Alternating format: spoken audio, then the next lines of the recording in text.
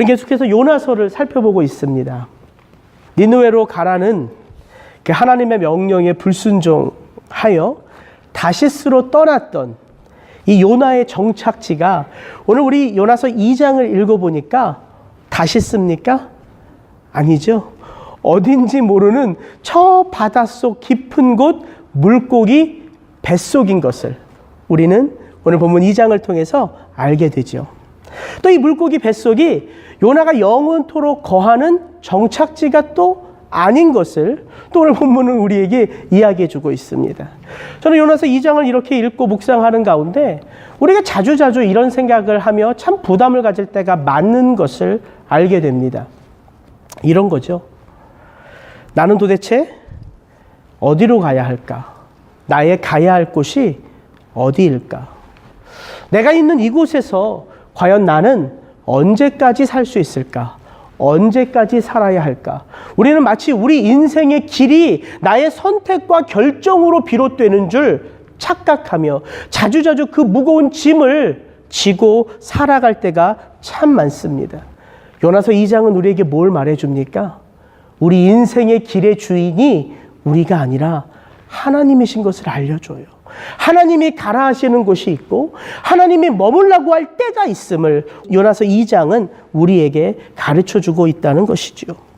함께 사역했던 목사님이 이 요나서를 설교하면서 제목을 이렇게 잡았다고 이야기한 것을 들었습니다. 변덕쟁이 요나와 고집쟁이 하나님. 근데 저는 이 제목을 보면서 야, 이거 참 기가 막힌 인사이트가 있다. 요나는요, 듣고 싶은 것만 들어요. 순종하고 싶은 말씀에만 반응하지요. 그런데 그런 변덕쟁이 요나가 지금 누구와 씨름을 하고 있냐면 고집쟁이 하나님이십니다. 우리 하나님은 누구에 따라서 반응하지 않으세요. 누구의 조언을 듣고 역사하지 않으세요. 그 하나님은 하나님의 주권 아래서 하나님의 섭리 가운데에 하나님의 계획을 이루시고 선포하시는 하나님이신 것을 우리는 너무나 잘 알지요. 그래서 요나서 1장의 요나가 여호와의 낯을 피하여 도망치는 불순종의 요나였다면 오늘 우리가 살펴보게 될 요나서 2장의 요나는 그 깊은 시련의 밑바닥에서 다시금 여호와의 낯을 구하는 요나로 변해가고 있다는 거예요. 어떻게 이것이 가능한가? 고집쟁이 하나님 덕분입니다. 하나님의 간섭하심 때문이에요. 하나님의 낯을 피하는 요나의 삶에 요나서 1장을 보면 하나님께서 예비하여 보내신 것이 있었죠. 그것이 뭐냐면 큰 바람이었어요. 큰 바람. 그리고 요나서 1장 17절을 마무리하면서 심판의 바닷속에 던져진 요나를 위하여 하나님이 큰 물고기를 예비하셨어요. 이렇게 요나서 1장부터 4장을 보면 큰 가돌이라고 하는 단어가 자주자주 쓰여요. 큰 성 니느웨, 큰 바람, 큰 물고기. 하나님 앞에서 큰 것이 있을까요? 없어요. 하나님의 마음이 담겨지고 하나님의 권능이 담겨진 표현이에요. 우리 하나님은 그렇게 크신 분이세요. 우리 하나님은 그렇게 완전하신 분이세요. 4장에 보면 하나님께서 큰 것만 예배하신 게 아니에요. 더운 바람, 더운 동풍을 예배하셨어요. 박농쿨을 예배하셨어요. 눈에 잘 보이지 않는 벌레를 예배하셨어요. 이 예비하셨다는 표현이 요나서를 보면 또 반복되는 것을 보게 됩니다. 하나님은 요나의 어떤 반응에 따라서 움직이는 게 아니라는 거예요. 그분은 창세전에 예비하셨다는 거예요. 요나의 선택을, 요나의 도망치는 불순종을 그분이 예비하셨기 때문에 그분이 요나를 바꾸어 가실 수 있는 거예요. 저는 오늘 어떻게 요나가 이렇게 고난 속에서 하나님이 원하시는 믿음의 사람으로 조금씩 변해가는지 그 모습을 좀 살펴보기를 원합니다. 제가 이 요나서 2장을 묵상하는 가운데 저도 그렇고 우리 성도님들도 그렇고 믿음의 삶을 경주하는 가운데 우리가 꼭 기억해야 될 것이 뭐냐면 고난의 목적이에요. 왜 나에게, 우리에게 고난이 임하는가? 이 고난에 대한 인사이트를 갖는 것이 성도의 믿음 생활 가운데 너무나도 필요하고 유익합니다. 성경은요, 고난 그 자체를 기쁨이라고 말하지 않습니다. 고난 그 자체가 유익하다고 말하지 않아요. 사서 고난을 경험해라 그렇게 말하지 않습니다. 근데 성경이 뭐라고 말하냐면 우리의 인생 가운데 고난 없는 인생이 없잖아요. 우리의 인생 가운데 그 펼쳐진 고난을 통해서 하나님은 우리의 믿음을, 우리의 삶을 빚어가시고 연단하시는 능력이 있음을 성경은 우리에게 이야기해주고 있다는 거예요.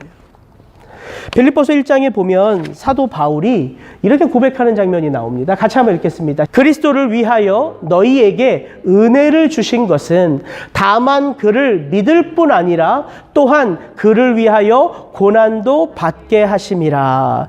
이 짧은 한 구절 속에요, 은혜, 이게 기독교 신앙의 핵심이잖아요.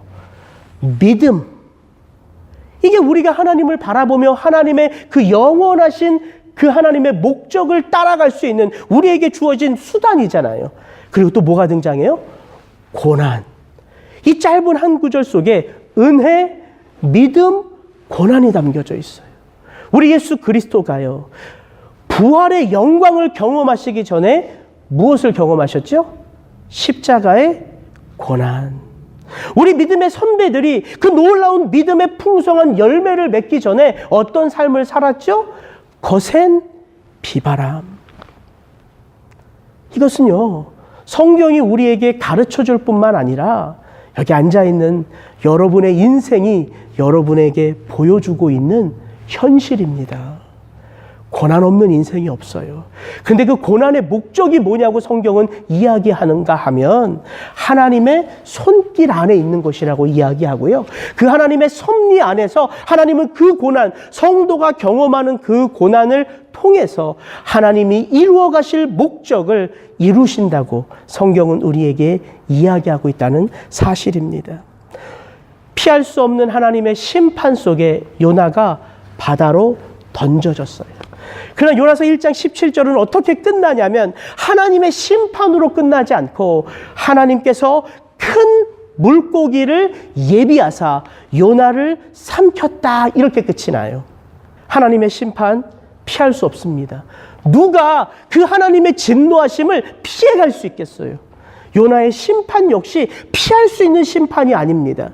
그러나 우리가 요나서를 보니까 하나님의 심판과 함께 무엇이 함께하고 있다고요? 하나님의 구원, 하나님의 은혜가 하나님의 심판 속에 요나를 붙잡고 있는 거예요. 그래서 요나가 그 물고기 뱃속에서 여호와 앞에 변화되어 가는 모습을 보입니다. 저는 그것을 성도의 삶 가운데 고난이 주는 유익이 무엇인가, 그런 주제로 좀 살펴보기를 원합니다. 고난은요, 우리로 하여금 하나님만을 향하게 합니다. 한번 따라해 볼까요? 고난은 우리로 하여금 하나님만을 향하게 합니다. 오늘 우리가 읽은 이 물고기 뱃속이 어떤 곳인지를 요나서 2장 1절은 이렇게 시작해요. 요나가 물고기 뱃속에서 그 하나님 여호와께 기도하며. 요나서 1장을 펴서요, 여러분이 1장 2절에 여호와의 말씀이 요나에게 임한 다음에 1장 3절에 요나가 그 여호와의 말씀에 불순종하여 다시스로 가고자 한 그 이후부터 요나서 1장 17절까지 요나가 하나님과 대화하거나 요나가 하나님께 기도했다는 표현을 한번 찾아보세요. 없어요. 요나서 1장 3절부터 17절까지 이 바다 한가운데 떠있는 그 배 안에 요나는요, 하나님을 찾는 자가 아니라 여호와의 낯을 피하는 자였죠. 그래서 제가 지난주 여호와의 낯을 피할 때 설교하면서 우리가 영적으로 침체할 때 나타나는 첫 번째 모습이 뭐라고 말씀드렸습니까? 기도하지 않는 모습이라고 말씀드렸어요. 영적 잠든 자의 삶에 가장 먼저 나타나는 영적인 모습은 기도가 끊긴 모습이라고 말씀드렸어요. 근데 오늘 요나서 2장 1절을 여니까 뭐가 처음에 등장해요? 기도. 요나가 그 하나님 여호와께 기도하였더니. 여러분, 기도가 이런 거예요. 기도가 우리 신앙의 핵심이에요, 핵심. 기도가 우리 신앙 가운데 내가 지금 하나님과 어떤 관계 속에 있는지를 보여주는 지표예요, 지표. 기도하지 않는다? 뭔가 문제가 있는 거예요. 관계에 문제가 없고 삶에 문제가 없어도 적어도 하나님과의 관계 속에는 문제가 있는 거예요. 기도하고 있다. 내가 어떤 모습으로든지 간에 그 하나님을 찾고 있다. 관계는 깨졌어도 사람들끼리 내 삶의 문제 앞에 놓여져 있어도 적어도 하나님께는요, 삶의 생명의 숨통이 열려져 있는 거예요. 여러분은 무엇을 소유하고 싶으세요? 내 인생이 잘 됐지만 하나님과의 관계는 단절되어 있는 걸 원하세요? 내 문제 가운데는 어려움은 있고 내 관계 속에 힘든 건 있지만 살아갈 숨통이 하나님께 맞닿아 있는 것을 원하세요? 요나서는 우리에게 그것을 보여줘요. 우리의 삶이 어떻게 회복되기 시작하는지. 죽은 줄 알았던 요나, 아니요, 사실 그는 실제로 영적으로 육적으로 죽은 자예요. 바닷속에, 심판 속에 들어갔기 때문에. 그런데 그가 막 점점 바닷속 깊이 빠져들어갈 때, 오늘 본문을 가만히 보면요, 요나가 바닷속에 던져진 그 타이밍에 만화 영화처럼 물고기가 입을 크게 벌리고 요나를 팍 하고 삼킨 게 아닌 걸 알 수 있어요. 요나가요, 바닷속 깊은 곳으로 빠져들어가요.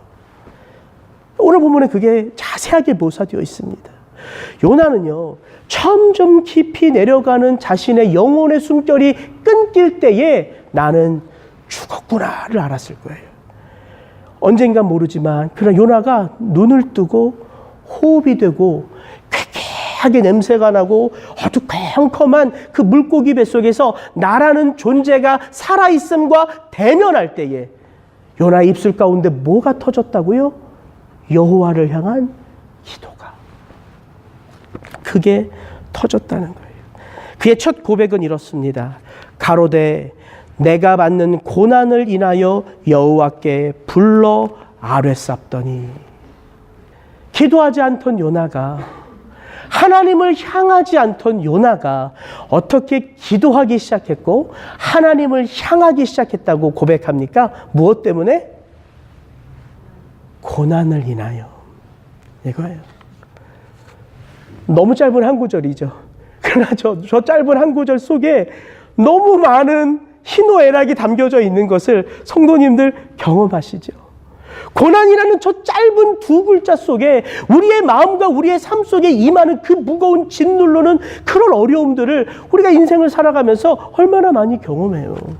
근데 그 경험을 통해서 우리가 어떻게 되냐면 여호와의 이름을 다시 부르는 자로 변해간다는 거예요. 그게 고난의 목적이고 이유이기 때문입니다. 그래서 우리는 시편 기자의 이 고백, 너무나도 유명한 고백을 우리 마음에 좀 깊이 새겨볼 이유가 있는 것 같아요. 우리가 너무 잘 아는 성경에서 가장 긴 시편 119장에 보면 이 여호와의 율례, 복 있는 자의 삶을 표현하는 구절 가운데 67절 71절에 고난의 목적을 이렇게 소개합니다. 같이 한번 읽어보겠습니다.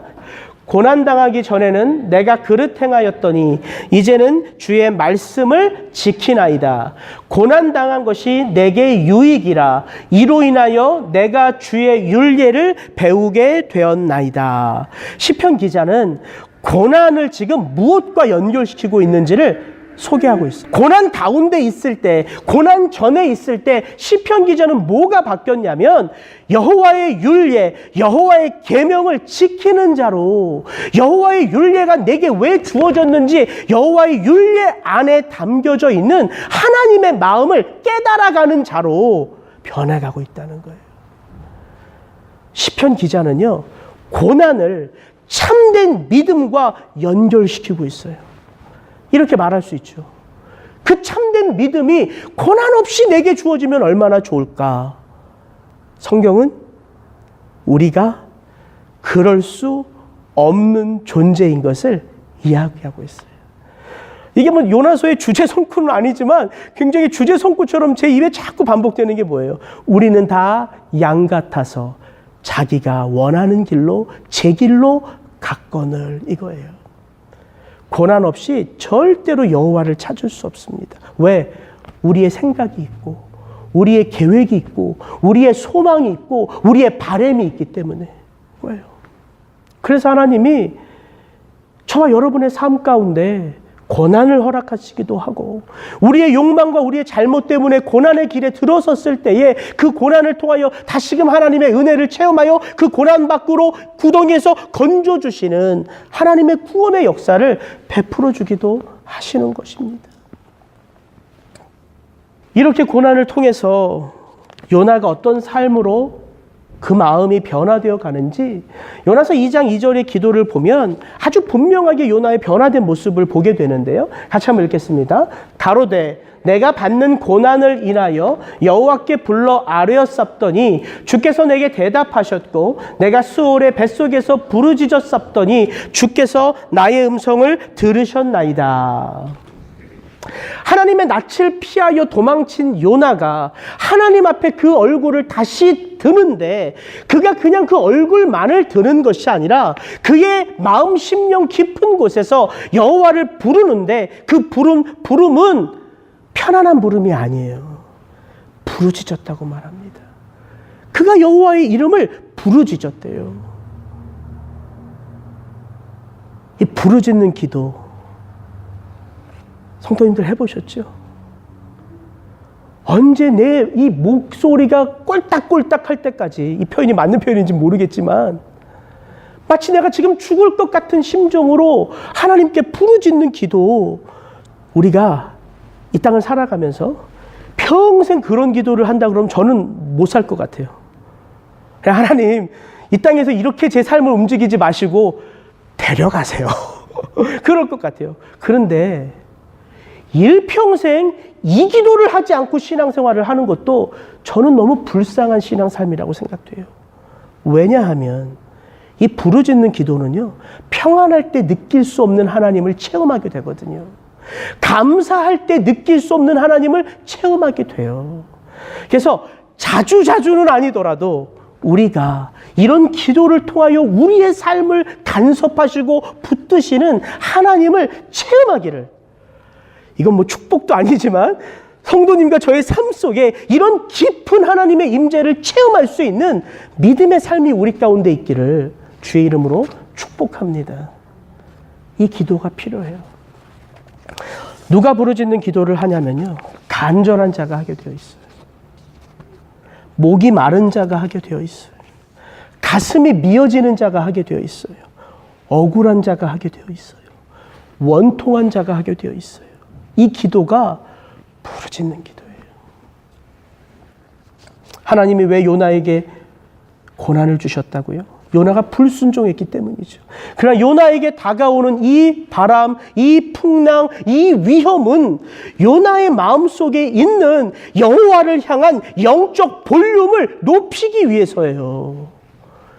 그냥은 그 볼륨이 올라가지 않기 때문에 그의 그 고난 속에 여호와를 향한 그 영적인 볼륨이 회복되기를 하나님이 원하시는 거라고요. 저는 2절을 이렇게 읽어보면서 왜 요나가 부르짖는 기도를 하지? 왜 요나가 여호와의 이름을 아뢰옵sap고 여호와의 이름을 불렀sap지? 그 중요한 목적이요, 이 짧은 2절 속에 담겨져 있어요. 뭐냐면, 잘 보세요. 여호와께, 고난을 인하여 여호와께 불러 아뢰sap더니 주께서 내게 대답하셨고 내가 수월의 뱃속에서 부르짖었sap더니 주께서 나의 음성을 들으셨나이다. 요나의 기도를 통하여 그 응답이요, 기도했더니 내 마음이 평안해졌더라. 기도했더니 내 삶 가운데 문제가 해결되었더라. 이건 기도가 단순한 우리의 삶의 길을 여는 통로밖에 안 되는 거죠. 근데 요나는 이 기도를 통해서, 이 부르짖는 기도를 통하여 뭘 다시 체험하냐면, 하나님이 나의 음성에 응답하셨고 나에게 여호와의 말씀이 다시 임하는 것을 알았다는 거예요. 그럼 이게 기도의 파워예요. 문제 하나가 해결된 게 기도의 능력이 아닙니다. 왜냐하면 우리는 아주 어려운 문제 하나를 넘어서면 우리 인생이 쫙 신혼의 대로가 열린 것처럼 평탄합니까? 아니죠. 그거보다 더 어려운, 더 깊은, 더 심한 문제가 우리의 인생길 앞에 첩첩산중 놓여져 있음을 우리의 인생은 경험하게 되잖아요. 그래서 이 요나의 기도 2절에 평안해졌더라, 문제가 해결됐더라, 이게 중요한 게 아닌 거예요. 뭐가 중요해요? 다시 여호와의 음성이 내게 들려오더라. 내가 여호와를 향하여 다시 마음을 열게 되더라. 이게 기도의 신비입니다. 저는 저와 여러분에게 이 기도의 신비가 체험되어지기를 원해요. 지난 한 주 산호세 갔어요. 출장 간 우리 아내를 위해서. 근데 이제 준이가 봐주시는 권사님을 너무 보고 싶어 해서 제가 베이비시터로 따라갔어요. 그래서 이제 저는 편한 마음으로 따라갔어요. 근데 산호세 딱 가니까 왜 하나님께서 이곳에 보내셨는지를 제가 너무 분명하게 알겠더라고요. 만나야 될 사람들이 있었고요. 기도해야 될 사람들이 있었어요. 이 리사운드 교회를 섬긴 지 지금 5개월 됐거든요. 여러분은 어떤지 모르겠어요. 새로운 목사님이 오셔서, 젊은 목사님이 오셔서 참 좋더라, 뭐 이런 마음 가질 수 있겠어요. 근데 저는 사실 매주 이 강단에 서서 설교하는 게 그 어떤 때보다 부담스러워요. 저는 그게 담임 목사인 것 같아요. 청년들에게 설교할 때는 이렇게 부담스럽진 않았어요. 미안하긴 했어요. 더 좋은 영의 양식을 먹이지 못해서 미안한 마음은 있었어요. 그런데 5개월을 이 리사운드 교회 이 강단에서 하나님의 말씀을 들고 서서 설교를 하다 보니까 매주 다른 사람은 알지 못하는 하나님의 말씀 속에서 내가 영적 싸움을 하지 않고서는 설교할 수 없음을 너무 절절하게 느껴요. 지금도 마찬가지고요. 목회를 하는 것, 또 성도로 이 땅을 살아가는 것, 하나님의 은혜 없이는 안 돼요. 그래서 제가 지난주 마지막 설교에 마지막 인용했던 그 한 구절이요, 사도 바울의 고백. 고린도전서 15장 10절에 사도 바울이 내게로 나는 모든 것이 다 하나님의 은혜로라 이야기하면서 고린도전서 15장 31절에 뭐라고 고백하냐면, 단언하건대 내가 자랑할 것은 다른 것이 아니라 나는 날마다 죽노라, 이 고백을 해요. 저는 이 강단에서 은혜를 선포하긴 해요. 은혜 받으시라고 설교는 해요. 그러나 내 삶 속에 은혜 받은 자의 죽음은 없어요. 어떻게 부흥할까? 어떻게 잘 될까? 어떻게 성도님들에게 인정받을까? 어떻게 잘 살까에 대한 생각이 제 안에 가득하니까 어렵고 힘들고 두려운 거더라고요. 제가 우리 선배 목사님을 만나서 이 고백을 했더니 그 선배 목사님이, 용 목사, 나도 목회를 하면서 죽지 못한 내 모습 때문에 2달 내내 하나님이 그 기도만 시키는 걸 경험했다. 이 기도만 했대요. 하나님, 죽여주세요. 은혜 가운데 나는 죽어지고 예수로 살게 해주십시오. 그 목사님을 통해서 하나님의 음성을 들은 것 같아요. 한 청년을 통해서 내가 왜 하나님의 부름 앞에 순종하며 산호세로 갔는지를 알게 되는 것 같아요. 우리 청년부 하나가 박사과정을 통해서 박사를 잘 졸업하고 포닥도 하고 산호세에 취직이 되어 왔어요. 그리고 직장을 잘 다녔거든요. 근데 이 자매가 레이오프를 당한 거예요. 갑자기 이 직장으로부터. 제가 그 얘기를 딱 듣는데 왜 이 자매에게 고난이 주어졌는가, 이것 한 가지만 딱 생각이 나더라고요. 우리의 인생 가운데 다가오는 고난을 통해서 하나님은 무엇을 우리에게 얘기하시냐면 이거 하나예요. 너에게 나는 누구니? 이 질문이에요. 고난 앞에 서 있는 우리에게 하나님이 던지는 질문은 하나밖에 없어요. 형우가 지금 너에게 나는 누구니? 이거예요. 그리고 기도를 해주고 오는데 중갑고 울더라고요. 내가 왜 산호세로 갔는지, 목사님과 이렇게 내 문제를 가지고 나누고 기도하는 것을 그렇게 원했는데 목사님이 너무 바빠서 전혀 그럴 상황들이 나에게 펼쳐지지 않을 것 같았다고. 이 자리가 너무 귀하다고. 그거예요. 우리는 무익한 종으로요. 그냥 하나님 앞에 쓰임 받을 뿐이에요. 그 하나님의 섭리가 우리를 다스리고 지배하고 있기 때문에. 지금 고난받고 계신 분들이 있습니까? 고난의 한복판에 있다고 생각하시는 분들이 있습니까? 여호와의 이름을 부르짖을 때예요. 그 하나님의 이름을 다시 찾을 때입니다. 그 하나님의 이름을 여러분의 마음속에 다시 채워가기 시작하면 내게 일어나는 이 모든 일들 속에 하나님의 구원의 섭리가 있음을 하나님은 보여주시고 들려주시고 깨닫게 하십니다. 이 요나서는요, 여호와의 말씀에 순종하지 않으면 고난이 임할 것이다, 그 이야기를 하는 책이 아니더라고요. 고난 가운데 있어도 여호와의 말씀 앞에 순종하지 않고 그 여호와의 낯을 피하여 도망쳐도 내게 여호와의 이름이 다시 고백되어지면 그 하나님은 나의 아버지이신 것을 알려주는 하나님의 심판 속에 사랑이 있음을, 하나님의 심판 속에 구원이 있음을 우리로 하여금 알게 해주신 책인 것을 제가 깨닫게 되더라고요. 그래서 이 요나서를 가지고 씨름하는 이 순간들이 참 쉽지는 않지만 저도 우리 성도님들도 이 요나서 안에 담겨져 있는 하나님의 하나님 되심을 체험해 가는 그 은혜가 있기를 주의 이름으로 축복합니다.